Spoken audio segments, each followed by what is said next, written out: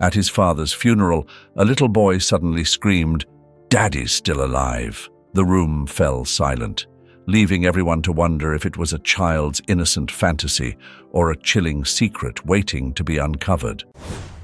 The air was heavy in the funeral parlor. The dim light casting long grey daylight filtered weakly through the windows, illuminating the white floral wreaths surrounding Joseph's closed casket. The silence was punctuated only by the soft murmurs of condolences as friends and family shuffled past Violet, their faces carved with sorrow. Violet sat motionless in the first row, her hands resting on her rounded belly. Her eyes, swollen from sleepless nights, remained fixed on the casket. She seemed trapped in a haze, her grief wrapping her like an impenetrable cocoon. Beside her, Noah, her 5-year-old son, swung his legs restlessly. His small, curious eyes darted around the room, trying to make sense of the somber gathering. The moment was thick with tension when Noah's clear, young voice shattered the quiet. "Daddy's not dead!" His declaration echoed through the room. "He talked to me last night. He said he's coming back for me." A ripple of shock passed through the mourners. Eyes turned toward Noah, some filled with pity, others with discomfort. Violet stiffened, her fingers tightening over her lap. "Noah," she whispered, bending toward him. "Not now, sweetheart." "But it's true," he insisted, his voice resolute. "Daddy said he'd come back." Violet opened her mouth to respond, but her sister Cynthia placed a gentle hand on her arm. "It's just his way of coping," Cynthia said softly. "He doesn't understand yet." The room buzzed with murmurs. Some exchanged uneasy glances, while others offered Violet weak smiles of sympathy. She nodded faintly, but her mind lingered on Noah's certainty. Later, as mourners approached the casket to say their final goodbyes, Violet led Noah to the front. His small hand felt like a lifeline in hers, grounding her in the unbearable moment. "Leave the flower, Noah," she instructed softly, placing a white rose in his hands. "I won't," he retorted, his voice rising. "I'm not saying goodbye. Daddy's coming back." "Noah," Violet's voice trembled, a mixture of exhaustion and frustration. "Please." "No," he shouted, throwing the flower to the floor. Tears welled in his eyes as he bolted for the exit. Violet rose swiftly and followed him. She found him outside, huddled on a bench beneath the grey sky, his arms crossed tightly. "Noah," she began, sitting beside him. "I know this is hard." "He's not gone," Noah interrupted, tears streaming down his small face. "Why won't anyone believe me?" Violet wrapped her arms around him, her own throat tightening. How could she explain a loss so profound to someone so young? That night, Violet sat alone in the darkened living room. The quiet was deafening, the weight of Joseph's absence pressing down on her. Noah had fallen asleep after hours of restless tears, his small figure curled into the safety of his blankets. Violet's thoughts wandered to the night of the accident.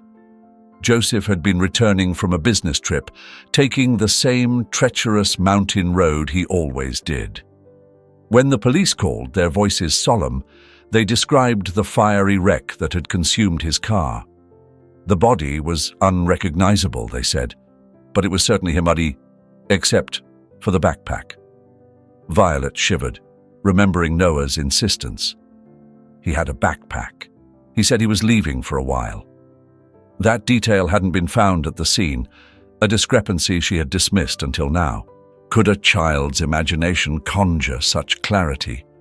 Or was there more to Joseph's disappearance than the police had revealed? 3 days after the funeral, Violet was tidying up when the doorbell rang. She wasn't expecting visitors, especially not so early. Wiping her hands on a dishcloth, she opened the door to find a man in a simple grey suit. His expression was serious, his presence unassuming but firm. "Miss Violet," he began, his voice low but steady. "I'm investigator Mason Almeida. I'm overseeing the case involving your husband's accident. May I come in? Violet stepped aside, her chest tightening. She gestured toward the living room, where he sat with a small notebook in hand. Mason said, "There are some inconsistencies with the evidence at the scene. It's possible we're missing key details." Violet's mind raced. Was it possible Noah's words held truth? The boy's certainty, his vivid recollections of seeing Joseph, and now the investigator's cryptic remarks. It all felt like pieces of a puzzle she was too afraid to solve. As Mason continued speaking, Violet's gaze drifted towards the staircase where Noah slept, her thoughts spiraling. Could her son truly know something they didn't? Before we begin, I'd like to extend my condolences for your loss. I understand this is a challenging time, but we need to gather some additional information to move forward with the investigation. Investigator Mason Almeida's voice was steady, professional, as he gestured toward the armchair. Violet nodded and sat across from him, clasping her hands tightly. "What do you need to know?" she asked, her voice barely above a whisper, striving to maintain composure. Mason flipped open his notebook and started with simple questions. Joseph's routines, the route he usually took, and whether anything unusual had occurred in the days leading up to the accident. Violet answered mechanically, her voice even, but her mind drifted. Finally, her curiosity broke through. "Do you know yet what exactly caused the accident?" she asked hesitantly, her gaze flickering toward Mason's face. He paused for a moment, considering his response, before replying in his practiced tone. Yet something in his expression hinted that the investigation was far from resolved. It seems the crash was the result of losing control on the curve. That stretch of road is notorious for accidents, especially in poor visibility or at high speeds. But, he added, we're still reviewing some details. For instance, the DNA test results should provide us with more clarity soon. Violet's stomach twisted at the mention of the DNA test. Noah's words, "Daddy said he's coming back for me," surfaced in her mind again, unbidden. Mason noticed the subtle shift in her demeanor. Closing his notebook, he leaned forward slightly, his tone softening. "I know this is painful, but the truth is important. Sometimes, even small details can help us piece together what happened. If you remember anything unusual, anything at all, it could be helpful." Violet nodded, avoiding his eyes. There wasn't anything out of the ordinary. Joseph was just coming back from a work trip. It was a route he'd driven many times before. She hesitated, then added, her voice trembling, Maybe he was just too tired and fell asleep at the wheel." Mason studied her for a long moment, but chose not to press further. He understood the toll grief could take on a person. "I understand," he said gently. "Thank you for your patience. If anything else comes to mind, even if it seems small, please let me know." He slipped a business card from his pocket and placed it on the coffee table. Violet reached for it, but her hands shook slightly. Before she could pocket it, Noah appeared in the doorway, holding one of Joseph's favorite toys, a small metal helicopter they often played with together.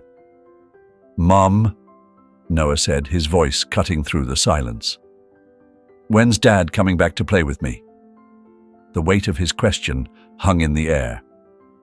Violet froze, and Mason glanced at her, surprised but silent.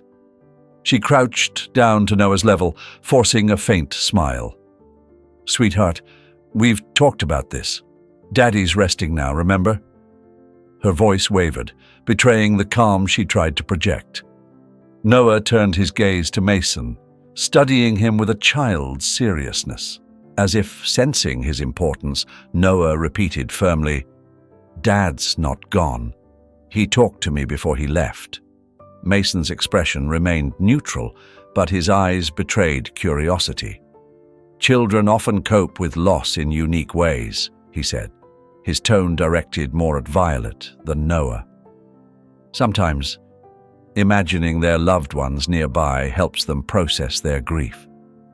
Noah's small face twisted into a stubborn frown. "It wasn't my imagination," he insisted. "He said he'd be back for me. He had a backpack. I saw him." Mason watched the boy for a moment before shifting his focus back to Violet. She shook her head quickly, discomfort evident in her posture. "He's just a kid. He doesn't understand," she said, her voice firm but tinged with unease. "Of course." Mason stood, closing his notebook. "If you remember anything else or have questions, don't hesitate to reach out." As the door closed behind him, Violet lingered in the entryway, clutching the card. Something about Mason's expression unsettled her. A quiet determination, as if he were piecing together a puzzle she couldn't yet see. Meanwhile, at the police station, the usual hum of activity was interrupted by the shrill ring of the phone. Another piece of the mystery was about to unfold. Mason was handling what seemed like a routine call when the voice on the other end caught his attention. "Hello? Is this the police? My name's Mike. I was camping with some buddies in the woods near Cedar Ridge, and we came across an abandoned car. It's half hidden in the brush and looks like it's been there for days. It seemed off, so I thought I should report it." "Thank you for letting us know, Mike. Can you provide the exact location? We'll send a team to check it out." Hours later, preliminary reports and photos arrived. The car was hidden among the trees, layered in dirt and leaves but still identifiable.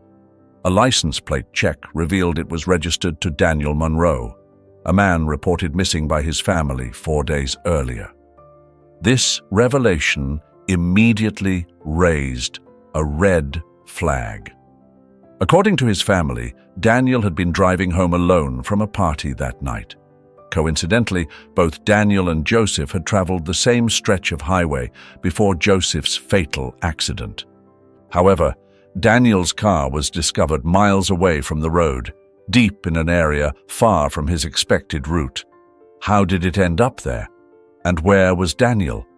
The forensic team began a detailed examination of the vehicle. Inside, they found a few personal belongings, but nothing that explained Daniel's disappearance. What stood out, however, were the fingerprints found on the steering wheel and door handles. In addition to Daniel's prints, they discovered another set belonging to a woman named Julia Adams, a name with no apparent connection to Daniel. Mason's intrigue deepened. Who is Julia, and why would her fingerprints be on a missing man's car? He wondered aloud. He ordered his team to investigate her background. A quick search revealed Julia was an ordinary woman, working as an assistant at a local event planning company. Nothing in her history seemed to link her to Daniel. Still, the presence of her fingerprints suggested she had interacted with the vehicle around the time of his disappearance.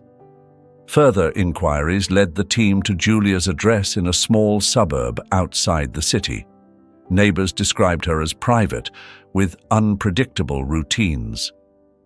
"She'd leave at odd hours," said Mrs. Turner, an elderly neighbor with a sharp eye for details. "Some mornings she'd be out before sunrise, other times not until late afternoon.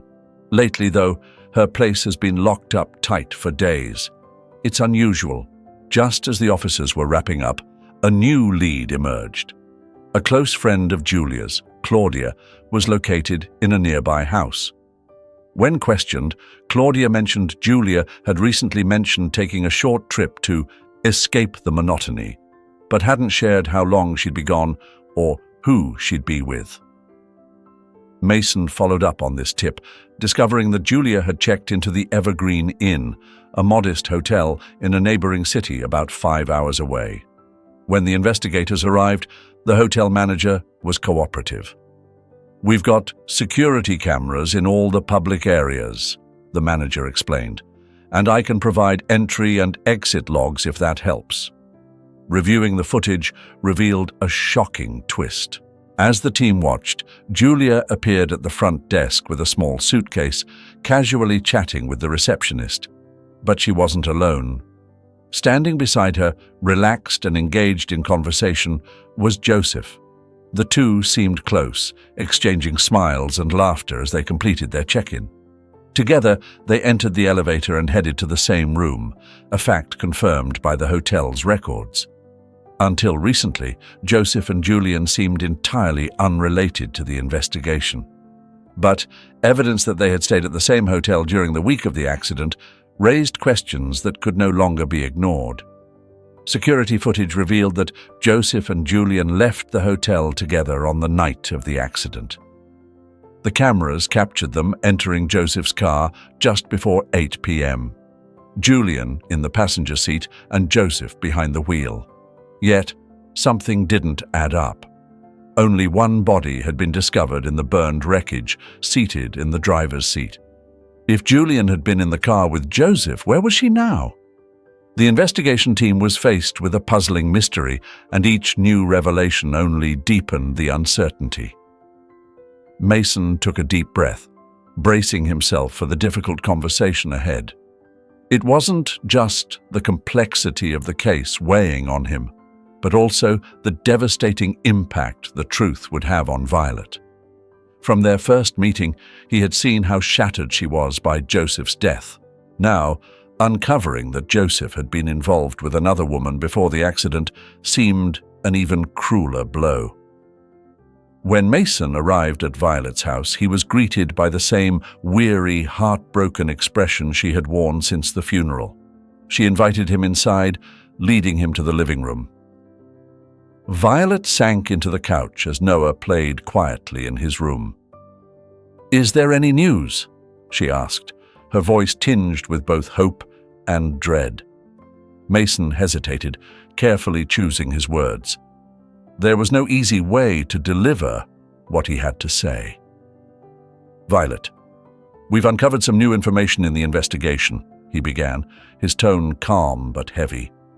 "I want you to know that I'm here to support you through this." Violet frowned slightly, leaning forward, her attention sharpening. Mason continued, "We've discovered that Joseph stayed at a hotel in Green Valley the week of the accident." Violet's eyes widened in confusion. "Green Valley? But he told me he was going to Ridgewood for work," she said, her voice wavering between disbelief and distress. Mason nodded, understanding her reaction. "We've verified the hotel records and reviewed the security footage. Joseph wasn't alone. He was accompanied by a woman named Julian Alvarez, identified during a separate part of the investigation. They were seen entering the same hotel room, and on the night of the accident, they left together in Joseph's car." Violet felt as though the ground beneath her had crumbled. The revelation struck her like a direct blow, shattering what little strength she had left. For a moment, she sat in stunned silence, struggling to process the words. "You're telling me he had—" Mason lowered his gaze, feeling the weight of her pain as though it were his own. When Violet finally pulled away, she wiped her tears and struggled to regain her composure. "I'm sorry. I can't believe he would do this to me," she said, her voice breaking as she avoided Mason's gaze. "There's no need to apologize," Mason replied, his tone firm but kind. "What you're going through is unimaginable. But I want you to know you're not alone. I'm here to help, whatever you need." Violet nodded slightly, her emotions still in turmoil. Mason rose to leave, sensing she needed space to process everything. But as he walked away, one thing became clear. This wasn't just about duty anymore. Helping Violet find the truth and protecting her had become deeply personal. Back at the station, the investigation into Joseph's death and Danilo's disappearance was heating up. Mason called his team together. "I want her face on every law enforcement system across the country. Notify every checkpoint, bus terminal, and airport. If she tries to leave the state or the country, I want to know immediately." Within hours, officers were at work. A missing person bulletin with Julian's photo was distributed to precincts, border patrols, and other authorities. The image, pulled from hotel records, was now part of a widespread search. Yet Julian had vanished without a trace, leaving behind little beyond her connection to Danilo's car and her brief stay at the hotel with Joseph. The bigger question loomed. Why had she disappeared? Was she running because she knew too much, or was she directly responsible for something far darker? As the investigation deepened, Mason's team began digging into Julian's financial records, phone calls, and online activity. They discovered that just days before her disappearance, she had withdrawn a significant amount of cash from her account. On the night of the accident, her phone was powered off and hadn't been active since. A breakthrough came when a local cab driver reported picking up a woman matching Julian's description the night after the accident. "She seemed nervous," the driver recounted. "Kept looking over her shoulder. I asked if she was okay, but all she said was she needed to catch a bus." Security footage from the bus terminal confirmed Julian had boarded a bus heading to a small town in another state. This gave the police a fresh lead. Mason immediately ordered the alert to be heightened in the region. Julian's face now appeared everywhere, on local news, social media platforms, and even radio bulletins. The hunt for Julian had officially escalated. But as each new detail emerged, the question remained, was she the victim or the perpetrator of a deeper, more sinister plot? The pieces of the puzzle were slowly falling into place, but the picture they revealed was far from complete. Meanwhile, Noah had grown increasingly restless in recent weeks. Nearly every day he asked Violet the same question with the innocent conviction of a child who trusted what he saw and felt. "Mum, when is Dad coming back? He told me he'd come for me." At first, Violet tried to dismiss or redirect his questions, but Noah's words carried more and more weight as the days passed. His emotions raw and uncontainable. He wasn't just asking. He was hurting. That pain began to manifest in troubling ways. One night, after another failed attempt to soothe him, Noah woke in the early hours, crying uncontrollably. Violet rushed to his room, alarmed, and found him lying in bed, his face flushed, tears streaming down his cheeks. "Mum," he whimpered, his voice cracking. "Dad said he'd come back. Why hasn't he?" Violet's heart clenched as she touched his forehead and felt the alarming heat of a fever. Panic surged as she scrambled for a thermometer, her trembling hands fumbling through the drawer. The reading confirmed her fears. His temperature was dangerously high. Noah was so weak he could barely keep his eyes open. Violet tried everything she could. Cool compresses, over-the-counter medication. Nothing seemed to work. With each passing minute, her anxiety grew. She needed help, but felt trapped. She didn't know how to drive, and even if she did, they no longer had a car. Her thoughts raced until she remembered Mason. His card was still sitting on her nightstand. Without hesitation, she picked up the phone and dialed his number. "Mason," her voice cracked as she spoke. "I'm so sorry to bother you this late, but Noah's burning up with a high fever. I don't know what to do. He's so hot." Before she could finish, Mason's calm, steady voice cut in. "I'm on my way, Violet. Hang tight. I'll be there soon." Minutes later, Mason arrived. Violet was already outside, holding Noah carefully in her arms. Without a word, Mason helped her into the car, his concern evident. "Hold on, Violet," he said firmly as he started the engine. "I'm taking you to the best private hospital in the city." 7. Upon arriving at the hospital, Mason wasted no time. With Noah cradled in his arms, he hurried inside, immediately catching the attention of an on-duty nurse. "This boy has a high fever. He needs urgent care," he said, with steady authority. The hospital staff quickly placed Noah under observation and administered the necessary medication to bring his temperature down. Meanwhile, Violet sat in the waiting area, tears streaming down her face. She felt overwhelmed by guilt and helplessness, as though her entire world was crumbling. And now, her son was suffering too. Mason, noticing her distress, took a seat beside her and gently rested a reassuring hand on her shoulder. "Noah will be fine, Violet. You did the right thing bringing him here. He's in good hands now," he said in a calm tone. Violet looked up at him, her eyes filled with tears, and for the first time in weeks, she felt a flicker of relief. She wasn't entirely alone. Someone was willing to stand by her, not just with words, but with actions. When Noah was discharged, Mason insisted on covering all the hospital expenses. Despite Violet's protests, he remained firm. "You don't need to worry about this. The only thing that matters is that Noah gets better." Violet was deeply moved by his kindness. It was rare to encounter someone so selfless and willing to go the extra mile for her and her child. On the drive home, as Noah slept soundly in the back seat, Violet glanced at Mason behind the wheel. There was something about him, his quiet confidence, the way he had handled everything without hesitation, that made her feel safe, a feeling she hadn't experienced in a long time. Once they arrived home, Mason helped carry Noah upstairs and made sure he was comfortable in bed before saying goodbye. Standing at the door, Violet's voice wavered with emotion as she thanked him again.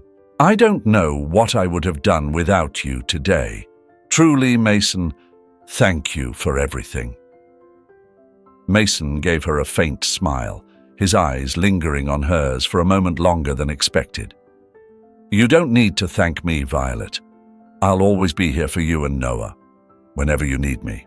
As he disappeared into the quiet night, Violet closed the door and leaned her head against the wood.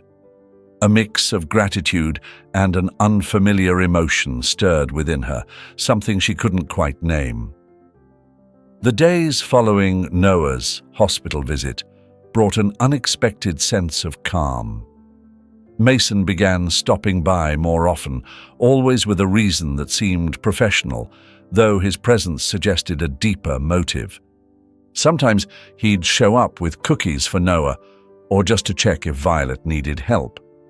His consistent support left her feeling grateful.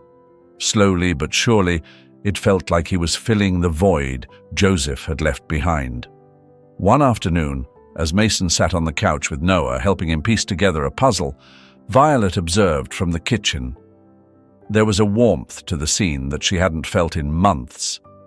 Noah, calmer than he had been in weeks, eagerly asked questions while Mason patiently explained and chuckled at the boy's curious remarks. "Noah," Mason asked casually, sliding another piece into place, "when's your birthday?" Noah's expression turned serious, unusual for a 5-year-old. "It's next week, but there's no party," he replied, focusing on the puzzle to hide his sadness. Mason frowned slightly. "No party? Everyone deserves to celebrate their birthday. It's a special day." Noah shrugged, his voice quiet. "Why should I? My dad can't come. I don't want a party without him." Violet entered the room then, holding a dish towel. Her face betrayed a mixture of pain and guilt. She knew Noah was still grappling with Joseph's absence in his own way, and every mention of his father felt like reopening a wound she couldn't quite heal. Mason met her eyes, silently seeking her approval, before turning back to Noah with a gentle smile. "Noah," he said, his tone conspiratorial, "how about this? What if your party had adventure games? Spider-Man showed up just for you, and you got the coolest toy in the world." Noah's eyes lit up slightly, though doubt lingered. He squinted as if weighing the offer before asking, "The coolest toy? What is it?" Mason laughed, pausing dramatically. "That's a surprise. Only kids who have a birthday party with their friends get it. What do you say?" Noah looked over at Violet, his little face still processing, before finally smiling shyly. "Okay, but only if Spider-Man really comes." "Deal," Mason said with a wink. Over the next few days, Mason played a key role in organizing the party. He helped Violet invite Noah's classmates, planned a lineup of fun games, and even rented a bounce house for their backyard. Though simple, the party was tailored perfectly for Noah. On the morning of the big day, Mason arrived carrying a carefully wrapped gift. When he uncovered it, Violet was speechless. It was a small electric motorcycle, exactly what Noah had been dreaming of. "Think he'll like it?" Mason asked, a hint of nervousness in his voice. Violet smiled, warmth filling her chest. "He'll love it. He's been talking about one of these for over a year." When Noah arrived in the backyard and saw his friends, the colorful balloons, and the bounce house, his face lit up in a way Violet hadn't seen in months. "Thanks, Uncle Mason," Noah exclaimed, running to hug him. Mason knelt down, ruffling the boy's hair affectionately. "There's one more surprise, buddy. Come check this out." He led Noah to the covered motorcycle, unveiling it with a flourish. For a moment, Noah stood frozen, his eyes wide with amazement. Then he shouted with joy, running to touch the bike. "Is this mine? Really?" he asked, disbelief etched on his face. "It's all yours," Mason said, his voice warm. Noah beamed, his earlier sadness forgotten in the excitement of the moment. For Violet, the sight was a gift she hadn't dared to hope for, a glimpse of happiness she thought might never return. From a distance, Violet watched the scene unfold, a sense of relief and joy washing over her. For the first time in what felt like forever, Noah seemed to momentarily forget the weight of his father's absence. As the children continued playing, Violet approached Mason. He was leaning casually against a table, his eyes following Noah with a contented smile. "I don't even know how to thank you," Violet said, her voice trembling with emotion. "You've done so much more than I could have ever imagined." Mason turned to meet her gaze. "You don't need to thank me, Violet. Seeing him smile like that is more than enough." For a moment, silence stretched between them, but it wasn't awkward. It was a quiet understanding, one that didn't need words. Violet felt something stir within her, a warmth that wasn't just gratitude, but something deeper, more profound. Looking at Mason, she realized she might not be as alone as she had thought. As the party wound down, the yard grew quiet, save for the distant hum of cicadas in the warm night air. The kids had all gone home, and Noah was fast asleep on the living room couch, still clutching the helmet of his new bike. Violet and Mason stayed behind, picking up stray cups and balloons scattered across the grass. The soft glow of the porch light cast gentle shadows around them, creating an unexpected sense of intimacy. "You've done this before, haven't you?" Violet asked with a playful smile as she folded a brightly colored tablecloth, glancing at Mason, who was stacking chairs with practiced ease. "Done what? Thrown parties or cleaned up the mess afterward?" he teased, his tone light.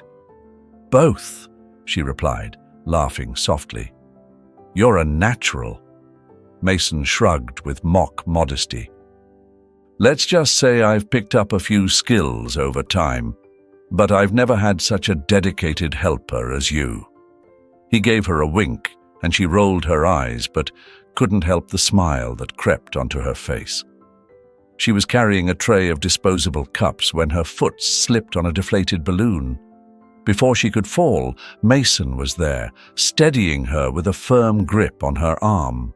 The sudden movement brought them close, so close that she could feel the warmth of his hand holding her steady. "Are you okay?" he asked, his eyes locking onto hers with genuine concern. Violet let out a nervous laugh, trying to mask the blush creeping up her cheeks. "I think I'm just a walking disaster," she said, half joking as she tried to pull away. Mason didn't let go immediately, his grip softening but still holding her in place. "No, you're not," he said, his voice low, almost a whisper. "You're stronger than you think, Violet. So much stronger." His words stopped her in her tracks. There was something in his gaze, a sincerity that saw beyond her grief and struggles. She felt a tension in the air, a magnetic pull she couldn't ignore. "You're always here," she murmured, almost without realizing she was speaking out loud. "Every time I need someone, you're here." Mason's lips curled into a faint smile, his hand still resting lightly on her arm, now more comforting than grounding. "Maybe it's because I want to be here, for you and for Noah." Violet's heartbeat quickened. For a moment, she wanted to look away, but his eyes held her, searching hers as though he could see into the deepest parts of her soul. Slowly, he released her arm, his hand brushing gently against her cheek as he tucked a stray lock of hair behind her ear. "You don't have to do it all alone," he said softly. "Sometimes it's okay to let someone catch you when you stumble." Violet chuckled quietly, her eyes shimmering with unshed tears. But these weren't tears of sadness, they came from something she hadn't felt in a long time: safety. At that moment, she realized Mason wasn't just a friend or someone trying to help. He was a safe harbor, someone who had been there in her darkest hours.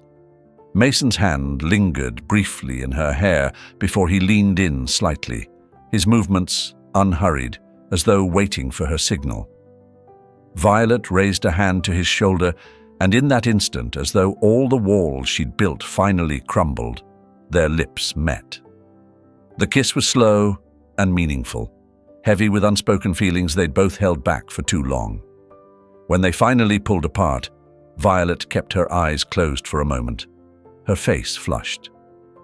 "I don't know what to say," she admitted, laughing nervously. "You don't have to say anything," Mason replied, his voice steady and reassuring. "I just wanted you to know you're not alone." Violet sighed deeply, feeling the weight on her shoulders lift just a little. For the first time in a long time, she felt like she was exactly where she needed to be, with someone willing to stand by her, no matter what challenges lay ahead. The next morning, Mason was sitting in his office when he received a call. Mason tried to stay composed as he asked, "Are you absolutely sure it's Julian?" "I rented the house for her about a month ago," the man replied nervously. "I didn't know anyone was looking for her until I saw her name and photo on a poster. As soon as I realized who she was, I thought it'd be best to call." Mason nodded, pulling out a notebook to jot down the details. Without wasting any time, he gathered his team and briefed them on the situation, stressing the need for caution and discretion. As the vehicles were readied, Mason made a call to Violet. He knew she deserved to be kept in the loop. "Violet, we're heading to the location now. If she's there, we might finally get some answers." Violet gripped the phone tightly, her voice trembling with a mix of anxiety and hope. "Do you really think she's there?" "I can't be sure, but this is the strongest lead we've had. I'll keep you updated, I promise." Violet thanked him, but after hanging up, a wave of unease washed over her. She wasn't sure what to expect. Part of her craved answers, yet another part feared the truths those answers might bring. The drive to the small rural town took hours. The dirt roads and scattered houses painted a picture of isolation. The address led them to a remote property, surrounded by trees and open fields. As the convoy neared, Mason ordered the sirens off to avoid alarming anyone. "We're going to surround the area," he instructed his team. "Keep your eyes open. If she's there, we need to act fast." The officers moved silently, positioning themselves around the house. Mason led the group approaching the front door. He knocked firmly. "Police, open the door!"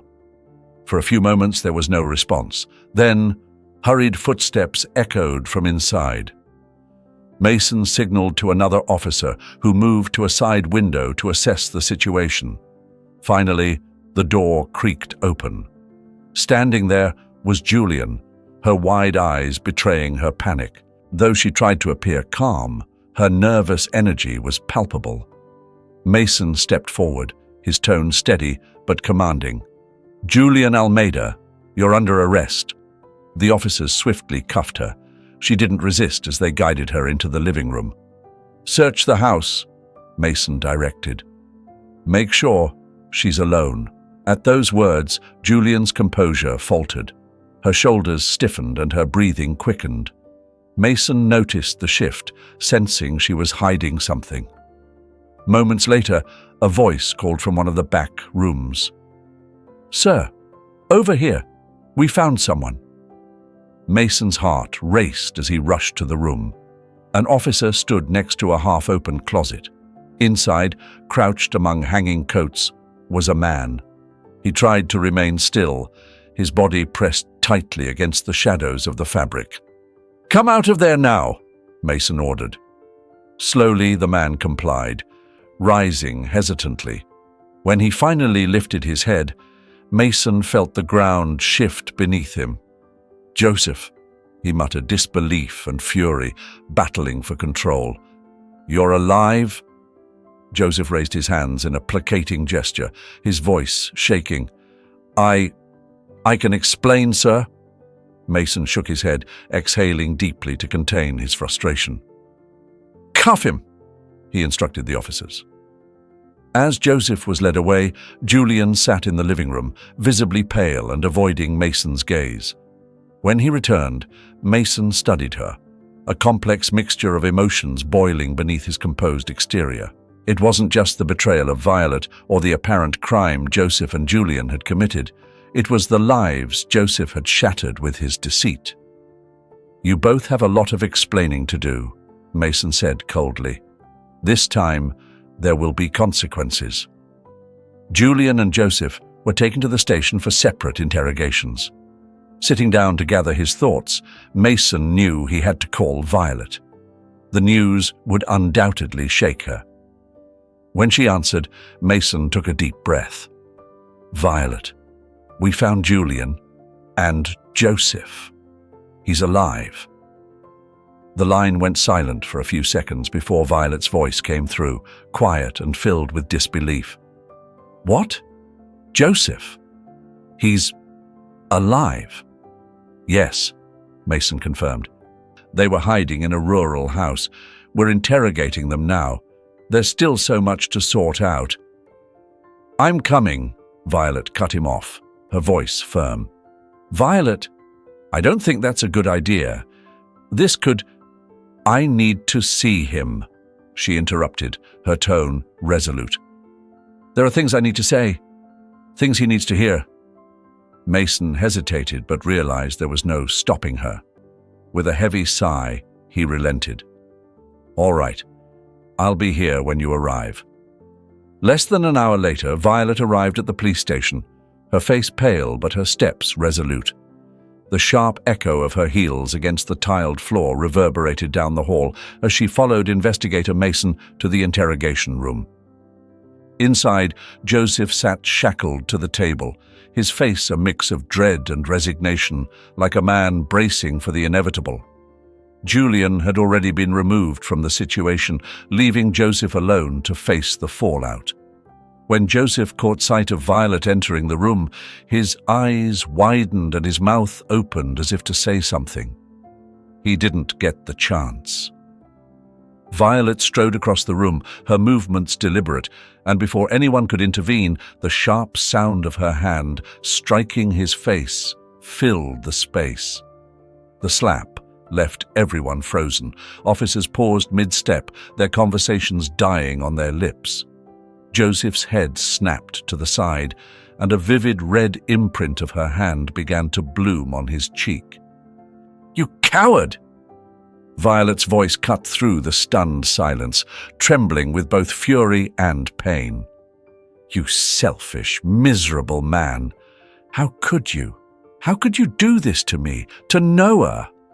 He cried for days, sick with worry, asking when his father would come home while you were here, living your pathetic, selfish life with her.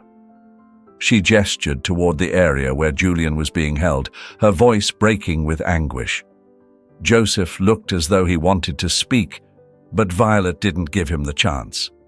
"What excuse could possibly justify this?" she snapped. "You weren't man enough to face your own mistakes. You lied, you betrayed me, and you abandoned your own child. You traded a 5-year-old boy, your son, for her."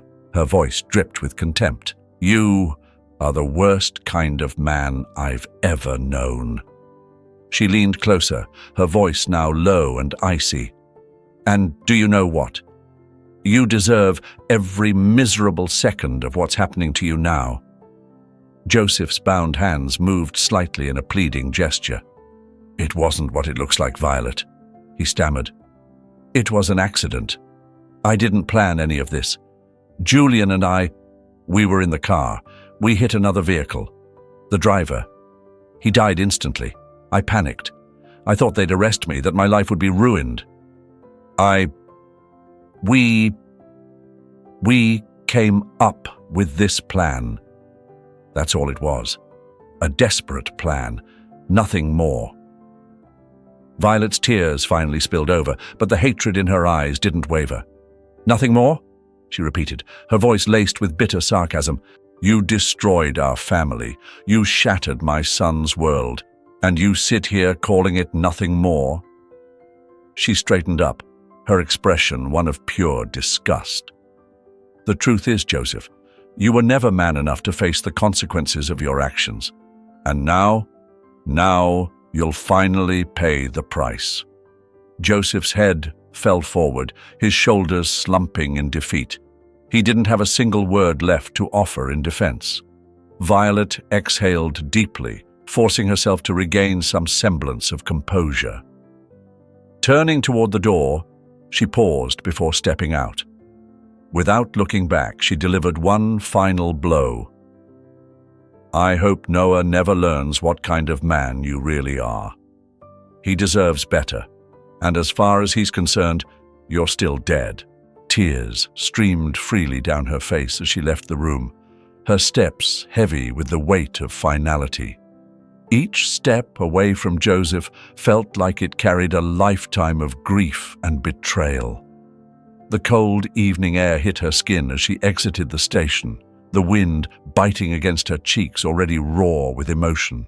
She stopped for a moment on the sidewalk, closing her eyes and breathing deeply in a futile attempt to steady her thoughts. After leaving the police station, Violet's silhouette disappeared into the evening light. Mason returned to the interrogation room, where Joseph remained seated, his wrists cuffed to the table. His expression flickered between arrogance and unease. "Joseph," Mason began, his voice cool and sharp, "we know everything. Julian has confessed. She's agreed to cooperate in exchange for a plea deal. She told us everything about the accident, the body, the money, every last detail." Joseph's face remained unreadable, but the tightness in his shoulders betrayed his growing tension. "She's lying," he retorted quickly. "She's just trying to save herself." Mason raised an eyebrow, unimpressed. "Save herself?" "Joseph, the evidence is stacked against you. After everything you've done to Violet and Noah, you really think you can talk your way out of this? Let's start over. I want your version of the story." He tapped the file lightly, his tone growing colder. "And before you even consider denying it, remember this. The proof is all here. Joseph averted his gaze, but Mason wasn't letting up. Julian told us how the accident happened. You lost control of the car because you were looking at your phone. You crashed into another vehicle, killing the driver instantly. Instead of calling for help, you put his body in your car and set it on fire. That's what happened, isn't it? Joseph shook his head, as though trying to shake off the accusation. It was an accident, he stammered. I panicked. I didn't know what to do. Burning the car. It was the only thing I could think of to avoid being arrested. Panicked? Mason repeated, his tone laced with disbelief. You knew exactly what you were doing. Julian also told us how you went home that night to grab the cash you had hidden, took Danilo's car and papers, and planned your escape. You thought no one would notice when you left Danilo's car parked near your own house. Really? Joseph's hands trembled slightly, his cuffed wrists making faint clinking sounds as he shifted. I just wanted a fresh start, he muttered. I didn't want to spend the rest of my life in prison. It was a mistake, but I didn't have another choice. Mason leaned forward, his expression hardening. A fresh start? He said with disdain. You abandoned your pregnant wife and your young son to fend for themselves. You thought running away and faking your death was the answer. Did you even think about them for a second? Joseph opened his mouth to respond, but quickly closed it, realizing there were no words to justify his actions. Mason flipped open the file, scanning its pages until he found what he was looking for. Julian also told us about the money you took from your house, money you intended to use to start a new life with her while your family mourned you. He looked up, his glare cutting through Joseph's silence. She said you planned everything. The staged crash, the overturned car, leaving Danilo's vehicle behind.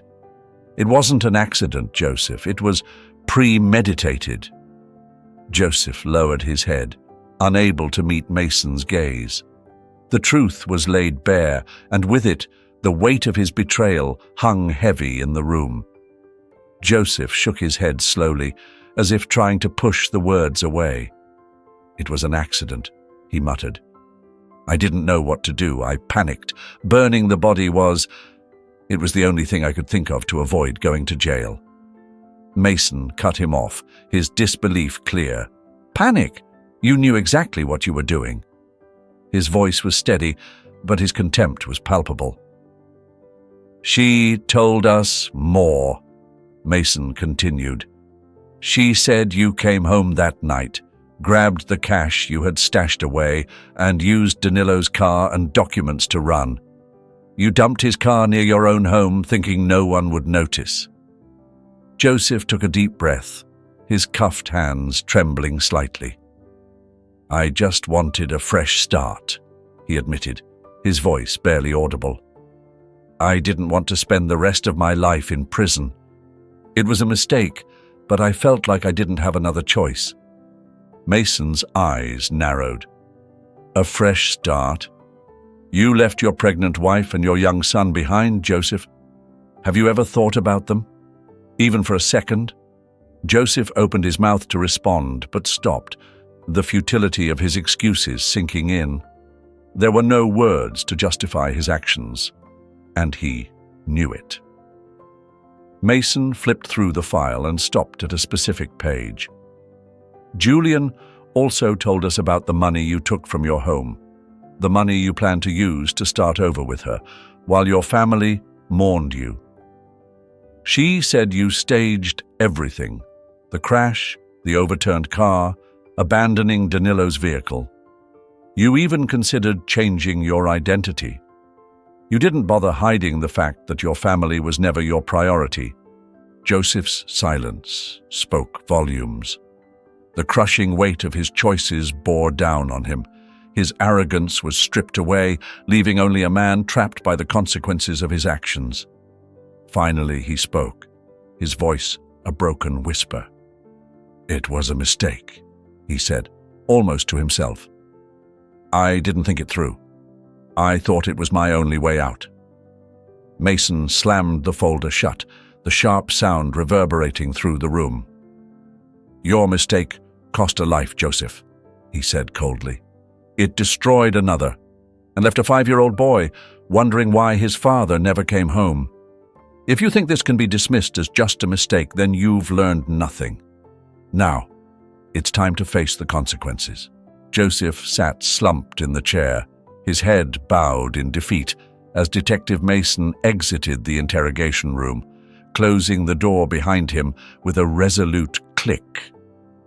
Outside, Mason exhaled deeply, the weight of the case momentarily lifting from his shoulders, though many details still required resolution. This moment felt like a small victory. The truth was finally emerging, and Joseph had nowhere left to hide. Following the interrogation and the confessions from both Joseph and Julian, formal charges were filed, supported by solid evidence. Both were remanded into custody while awaiting trial. During the transfer to the detention center, Joseph cast one last glance at Mason, a mixture of anger and regret in his eyes, but Mason felt only satisfaction. Justice was finally taking its course. The next day, the police contacted Dan's family to confirm a devastating truth. The body found in the charred vehicle was not Joseph's, but Dan's. For weeks, Dan's mother had clung to the hope that her son might still be alive. When the news came, she collapsed in grief. The entire town was shaken as the story broke across local news outlets, shocking the community. Dan's funeral became a somber gathering of friends, family, and neighbors, all mourning a life taken too soon. As people paid their respects, Mason stood quietly in the back, observing with a mixture of sorrow and duty. The truth had been uncovered, and while the pain was immense, Mason knew it was the right thing to do. As the legal proceedings against Joseph and Julian progressed, Violet and her young son, Noah, began the difficult task of rebuilding their lives. Mason remained steadfast by their side, becoming an integral part of their new reality. He helped Noah with school assignments and accompanied Violet to her prenatal appointments, his presence a quiet but unwavering source of support. One evening, while Violet was preparing dinner, Mason walked in holding a small bouquet of daisies. She turned from the stove, smiling at him as he set the flowers on the kitchen counter. "What's on your mind?" she asked, her tone light but curious. "Nothing," he replied, pausing as if to gather his thoughts. "I'm just realizing how lucky I am to be here with you." Violet tilted her head, her smile softening. Before she could respond, Mason stepped closer. "Violet, I've told you this before, but I need to say it again. I want to be here, not just as a friend or an outsider, but as part of your family, with you, Noah, and the baby. I want this to be real." Her heart raced as Mason knelt down, pulling a small box from his pocket. "I don't want to rush you," he said, his voice steady. "But I need you to know how serious I am about this. I want us to build a future together. Will you be my partner? And maybe, just maybe, we could get married before the baby arrives."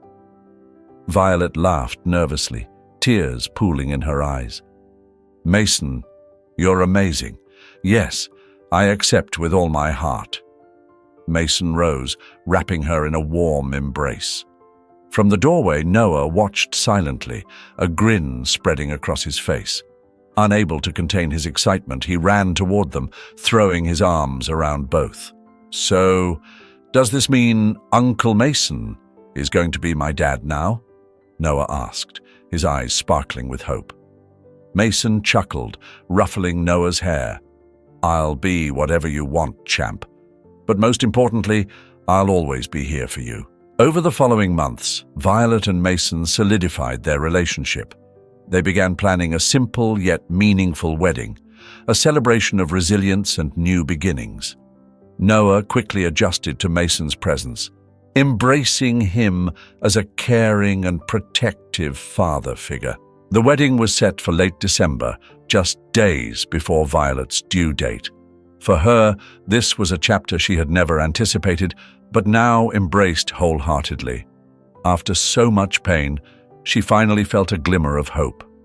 As Joseph and Julian faced the full weight of the law, Violet and Mason looked ahead, ready to face the future together. They understood that challenges lay ahead, but with their newfound strength as a family, they felt prepared to overcome anything. Thanks so much for watching and following this journey. This story is a powerful reminder that every choice we make has consequences, not just for ourselves, but for those we love. Joseph and Julian's actions led to devastating losses and shattered lives, showing us that wrongdoing never pays and only brings more pain. Let's take a moment to reflect on the importance of honesty and integrity in our own lives.